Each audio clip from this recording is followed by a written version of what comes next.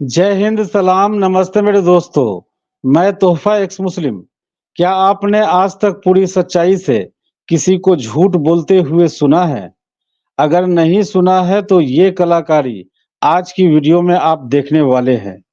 इस वीडियो में एक यूट्यूबर पत्रकार किसी मोमिन हजरा से हम्मास को लेकर सवाल पूछ रहे हैं और अगर आप इस्लाम की थोड़ी-सी भी नॉलेज रखते हैं, तो इस मोमिन हज़रात का जवाब सुनकर आप हैरान हो जाएँगे।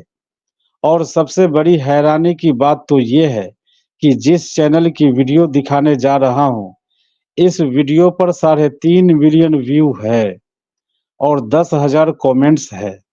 इस वीडियो के कमेंट को देखेंगे, तो ज़्यादातर कमेंट करने वाले सनातनी लोग हैं। जिन्होंने इंटरव्यू देने वाले मोमिन हजरात की खुलकर तारीफ किया हुआ है।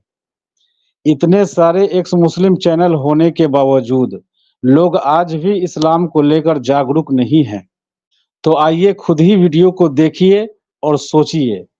चैनल का लिंक डिस्क्रिप्शन में है, जाकर चैनल पर विजिट कीजिए और खुद से वीडियो को चेक कीजिएगा और खास करके कमेंट बॉक्स को जरूर चेक करें। तो आइए मोमिन हजरात के झूठ को देख ही लेते हैं। हमास के लोग पल रहे हैं क्या? जो चीज़ें हुई कि हुआ हमास में, फ़िलिस्तीन का मामला, इज़राइल का मामला, प्रधानमंत्री ने इज़राइल का समर्थन किया और यहाँ रोडों पर निकल के हमास हमास चिल्लाया जा रहा है। देखिए, सबसे पहले हमको ये देखना पड़ेगा कि हमास क्या है और हमास ने क्या किया है। हमास ये कहता है कि हमने जिहाद कर रहे हैं, तो उनको फिर जिहाद का अर्थ नहीं पता है। जिहाद जो होता है वो इंसाफ के लिए होता है, इंसानियत के लिए होता है। बिल्कुल झूठ। जिहाद इंसाफ और इंसानियत के लिए नहीं है। जिहाद इस्लाम फैलाने के लिए किया जाता है। चलिए आगे बढ़ते हैं। और इन्होंने जो किया, ये इन्होंने एक आतंकी हमला किया है। इसको मैं आतंकी हमला कहूँगा। क्यों कहूँगा? क्योंकि अगर आप जिहाद कर रहे हैं तो जिहाद जो होता है वो एक मुल्क से दूसरे मुल्क का होता है, ठीक है। वार होता है एक मुल्क से दूसरे मुल्क का होता है। आप कोई मुल्क नहीं हो, आप एक संगठन हो फ़िलिस्तीन के।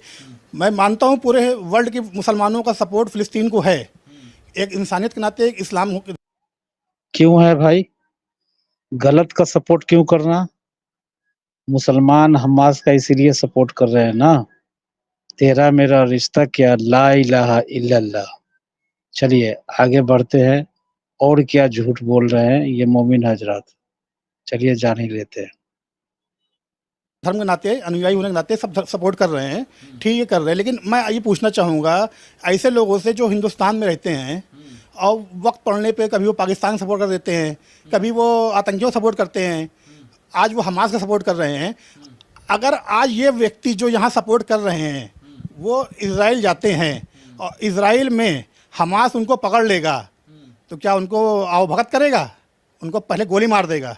वो ये नहीं देखेगा कि मुसलमान है, वो ये देखेगा कि एक इंडियन है। ये दुनिया हमको इंडियन देख रही है और हम अपने आप को मुसलमान दिखा रहे हैं, गलत के साथ भी दिखा रहे हैं मुसलमान।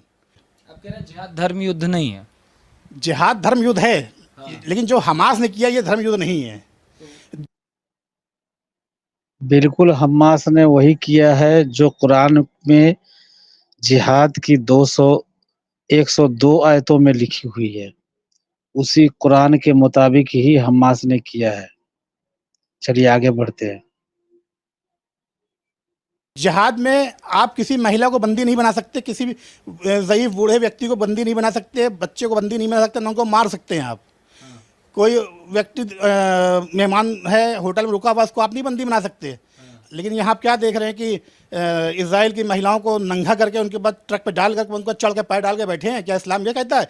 जितना ज़्यादा इस्लाम में महिलाओं को सम्मान दिया है, इज़्ज़त दी है, उतना किसी। सबसे पहली बात, रसूलुल्लाह के ज़माने में तो कोई होटल था ही नहीं, तो होटल में मेहमानों को बंदी बनाएँगे कैसे? और दूसरी बात, हदीसों में दर्ज है बनु कुरैज़ा का मामला, इतना भयानक मामला कोई भी पढ़ सकता है। चलिए आगे बढ़ते हैं।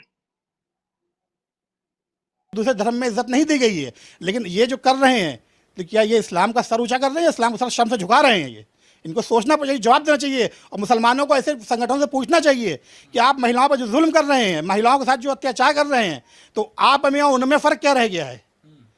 आप इस्लाम के अनुयायी हैं, हम पैगंबर मोहम्मद सल्लल्लाहु अलैहि वसल्लम के मानने वाले हैं। हमें तो अपना इखलाक पेश करना है। आपको मैं एक वाक़या बताऊं, हमारे पैगंबर एक बार ईशा की नमाज़ पढ़े, ईशा की नमाज़ रात में होती है 8 बजे के आसपास, तो वो नमाज़ पढ़ने के लिए मस्जिद में जैसे ही पहुँचते हैं तो उनके कानों में एक बच्चे के रोने की आवाज़ जाती है। तो वो पूछते हैं भाई कौन रो रहा है। ये झूठी कहानी है बच्चे में, और ये चिराग में तेल देने वाली बात। जिस तरह से बुढ़िया वाली कूड़ा फेंकने वाली बुढ़िया की हदीसें झूठी है, उसी तरह ये भी कहानी झूठी है। बिल्कुल भी हदीस नहीं है सियासतता की किताब में, ये बनाई हुई गढ़ी हुई किताब है, ये कहानी है। ये इस्लाम का शुरुआत 7वीं शताब्दी में हुआ था और ये कहानी गढ़ा गया है 17वीं शताब्दी में। तो आप खुद ही सोच लीजिए कि ये कहानी रसूलुल्लाह से कहाँ से मैच करता है। जबकि ये चिराग में तेल देने वाली बात और कूड़ा फेंकने वाली बुढ़िया रसूलुल्लाह पे कूड़ा फेंका करती थी, ये हदीस सियासतता के किसी सही हदीस में मौजूद नहीं है। यहाँ तक कि साहिल भाई ने न्यूज़ चैनल पर, टीवी पर चैलेंज किया था रशीदी साहब को, मौलाना रशीदी को, लेकिन वो बगले झाँकने लग गए थे। साहिल भाई ने तो यहाँ तक कह दिया था कि मैं फिर से अभी आपके सामने इस्लाम कबूल करने के लिए तैयार हूँ।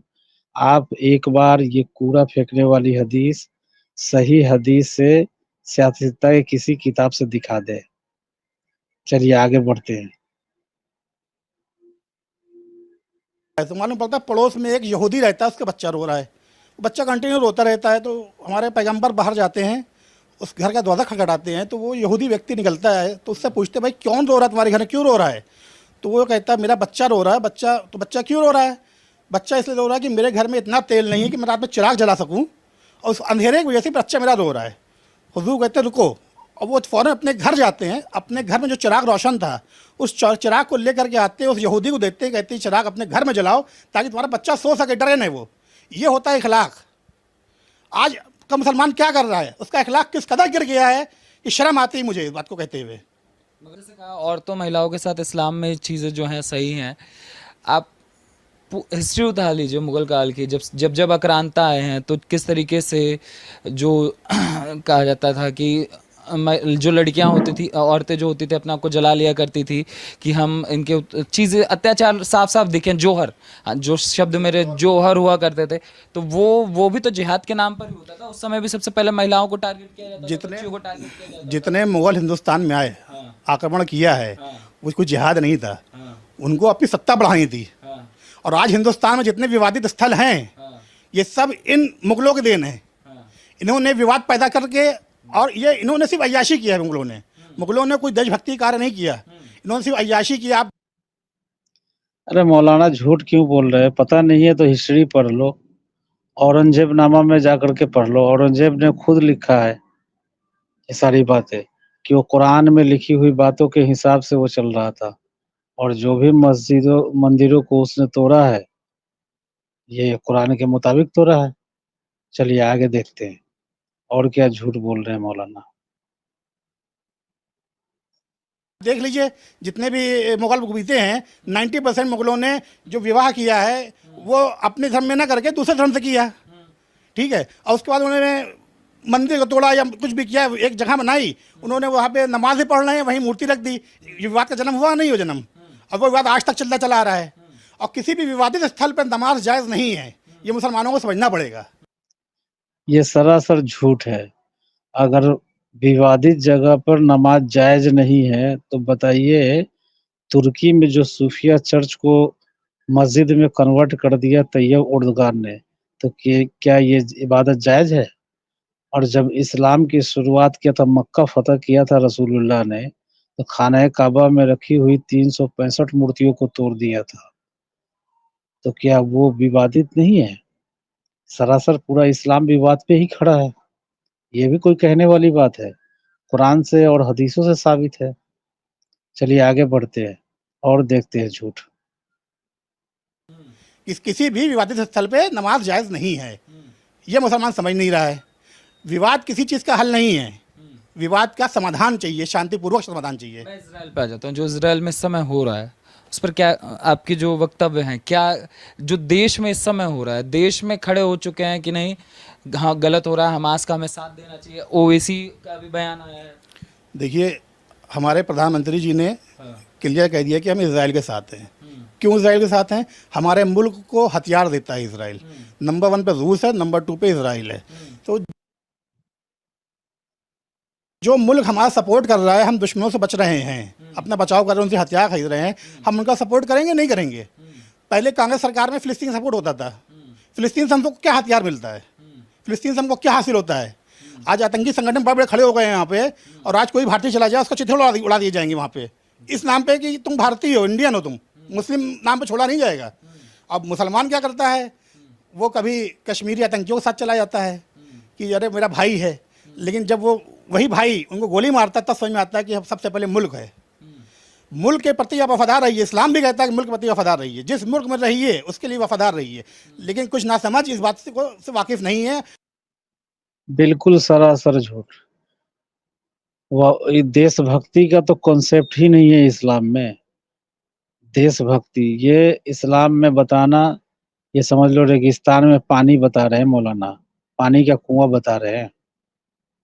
चलिए वो कहते आगे तो देखते ज़रूर हैं, और कुछ लोग इनको बढ़ावा देते हैं। कुछ भारतीय नेता ऐसे हैं जो अपने आप को बहुत काबिल समझते हैं, लेकिन वो ये नहीं अपने कौम को बता पा रहे हैं कि आप शांति से काम लीजिए। इस्लाम में कहा गया इन्नल्लाह मा साबिरीन, सब्र से काम लीजिए। सब्र करने वालों के साथ अल्लाह है। हमास अगर इसराइल जुल्म कर रहा है, मैं मानता हूँ इसराइल जुल्म कर रहा है। इसराइल ने आपके पास गोली चलाई है, पहले चलाई है, हमले होते रहे हैं, आप इस एक्शन के रिएक्शन होता है, लेकिन ये हक किसी ने को नहीं दिया इस्लाम ने कि आप किसी बेगुनाह को मारें, महिलाओं के साथ बदतमीजी करें। इस्लाम कहता है कि जिहाद की कुछ कंडीशन होती हैं, आप जिहाद करिए, लेकिन जंग में आप किसी को जला नहीं सकते। आज इतने रॉकेट दागे गए हैं कि उन्होंने फूल बरसाया, आग बरसाया। ये झूठ बोल रहे हैं, किसी को जला नहीं सकते हैं। जब कुछ मुसलमानों ने इस्लाम छोड़ दिया था, मुर्तद हो गया था, तो अबू बकर ने उनको जलाकर मार दिया था। तो उस पर हजरत अली ने भी बोला था कि भाई आपने उनको जलाकर क्यों मारा? क्योंकि जलाकर मारना तो ये अल्लाह ताला का यह तरीका है, ये अजाब में दोजख में की आग से जलाकर मारेगा। तो काफिरों को या मुर्तदों को जलाकर नहीं मारना है। चलिए आगे और झूठ देखते हैं। है। उस आग में 250-300 लोग जल के मरे हैं। उसके बाद हमास ने तो अपना काम कर दिया और करके अपने सुरंग में घुस गए। जब इजराइल ने हमला किया, उसमें बेकसूर मुसलमान फिलिस्तीनी मारा गया। जो पहले से टूटा हुआ था वो तबाह बर्बाद हो गया, बच्चे अनाथ हो गए, औरतें विधवा हो गई। उनके साथ कौन खड़ा है? उनका भविष्य क्या होगा? क्या हमास विधवा औरतों से शादी करे?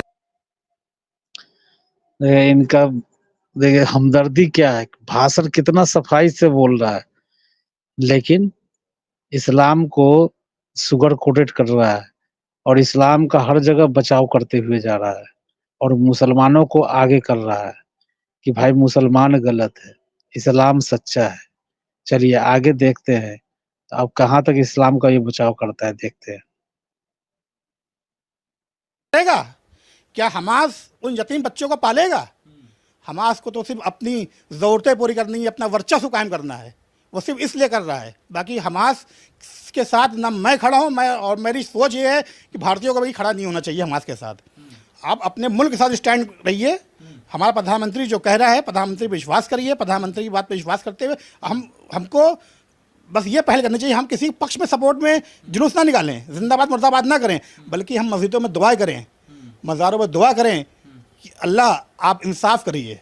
क्योंकि अल्लाह के इंसाफ में, अल्लाह के लाठी में आवाज़ नहीं होती है, और उसका इंसाफ जब होगा तो दुनिया देखेगी। जब हमास ने हमला किया, आप कह रहे हैं फिलिस्तीन के ऊपर बीत रही है, मैं जब हमास का हमला हुआ तो फिलिस्तीन में जश्न की तस्वीरें दिखी थी। देखिए जिस तरह मारे जा रहे थे, जिस तरह जब हिंदुस्तान में हमला आतंकी करते हैं तो पाकिस्तान में जश्न होता है। तो ये तो एक इंसानी फितरत है और इस फितरत को बदला नहीं जा सकता। उन्होंने जश्न मनाया, देखिए पाँचों उंगली बराबर नहीं होती है। अगर फ़िलिस्तीन ने जश्न मनाया है तो ये बहुत गलत किया है। जश्न उनको नहीं मनाना चाहिए था, उसका विरोध करना चाहिए था। अगर ये विरोध करते फ़िलिस्तीनी तो आज ये जो बेकसूर फ़िलिस्तीनी मारे गए हैं ये ना होता। जो भी जंग में मारा जाता है बेकसूर मारा जाता है। इसराइल में मारे गए बेकसूर मारे गए, फ़िलिस्तीन में मारे गए बेकसूर मारे गए।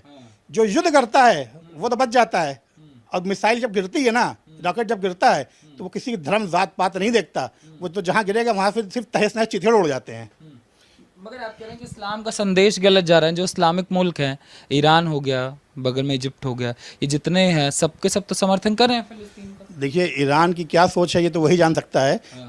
सऊदी ने तो ये बिल्कुल खुलकर नहीं कहा, दुबई ने खुलकर नहीं कहा, उसने तो यही कहा कि दोनों मुल्कों को बैठ करके शांति से समाधान निकालना चाहिए। ईरान क्या चाह रहा है, क्या कह रहा है, ये तो उसके वहाँ के बादशाह, वहाँ के प्रधानमंत्री बता सकते हैं। इस बारे में तो टिप्पणी करना कोई फ़ायदा नहीं है। और ईरान को बस इतनी नसीहत दूंगा कि आप इंसानियत का साथ दीजिए, आप इंसानियत का साथ दीजिए। जंग किसी भी मसले का हल नहीं होती है।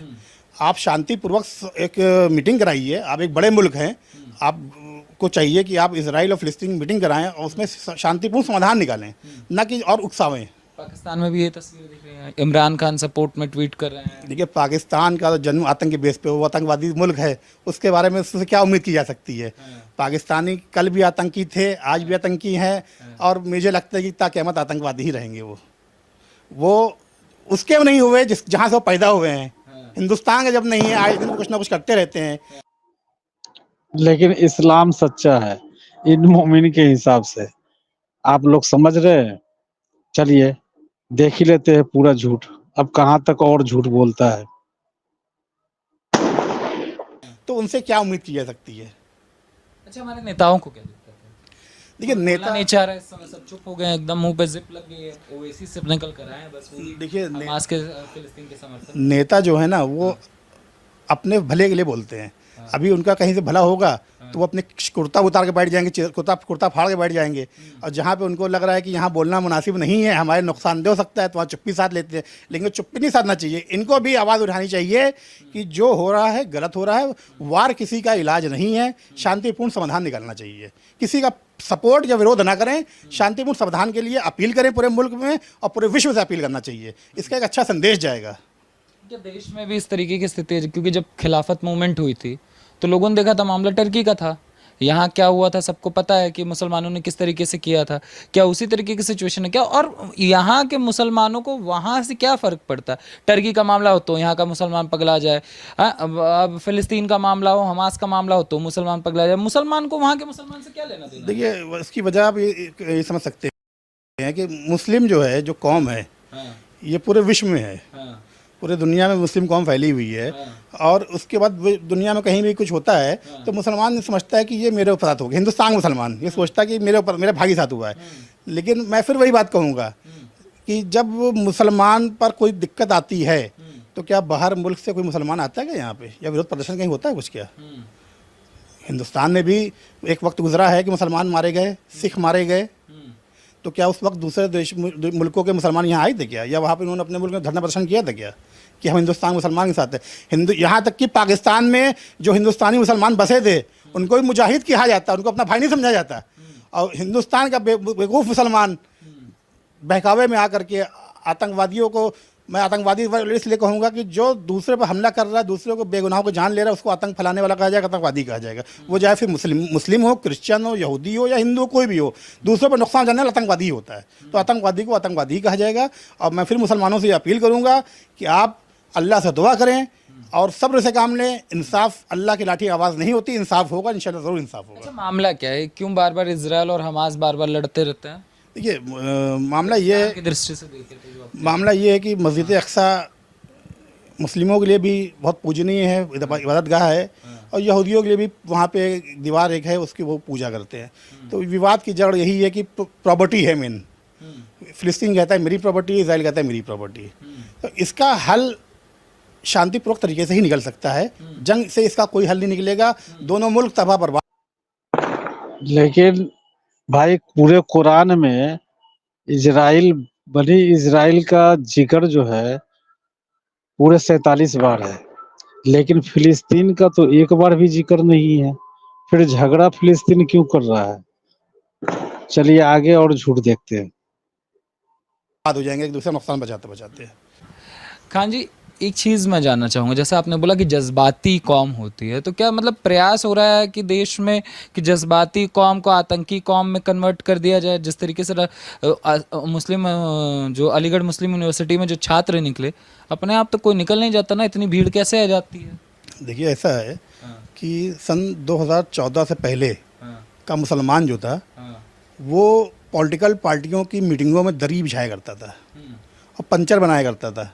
उसका किसी उतना ही वजूद था 2014 से पहले, चाहे वो कांग्रेस की सरकार रही हो या समाजवादी पार्टी की या अभी नए नवेली पार्टी जो कुछ बनी है, इसके हैदराबादी नवाब हैं उनकी, हाँ हैदराबादी जो नवाब साहब हैं उनकी बात करें अगर हम, तो इन लोगों ने सिर्फ अपने फ़ायदे के लिए मुसलमानों को बरगलाने का काम कर रहे हैं। वो चाहते हैं कि मुसलमान आपस में लड़े, मुसलमान हिंदू मुस्लिम करे और उनकी पॉलिटिक्स चलती रहे। कांग्रेस ने हज़ारों मुसलमानों की जान का दुश्मन रहा, वो हज़ारों मुसलमानों को कत्ल किया उसने। कई दंगे ऐसे हुए हैं जो जानबूझ के कराए गए। मुसलमानों को कभी भी कांग्रेस में सम्मान नहीं मिला, मुसलमानों को कभी भी समाजवादी पार्टी में सम्मान नहीं मिला। आज इनके बच्चे चाहे वो समाजवादी पार्टी के, मुसलमानों को सम्मान नहीं मिला लेकिन हज का सब्सिडी जरूर मिला है। चलिए आगे बढ़ते हैं। हों एक ही परिवार से हैं सब, ये पढ़ते विदेश में हैं। अब इनको अगर किसी को नेता बनाना होता मंत्री बनाना होता था तो ये बनाते थे यादव को, ये बनाते थे अपनी बिरादरी वालों को। दरी बिछाने के लिए मुसलमान था। कांग्रेस ने जितने बड़े पद पे ज़्यादातर दूसरी बिरादरी को बिठाला, मुसलमानों को बहुत कम परसेंटेज दिया, दरी बिछाने का काम करवाया, पंचर बनाने का काम कराया।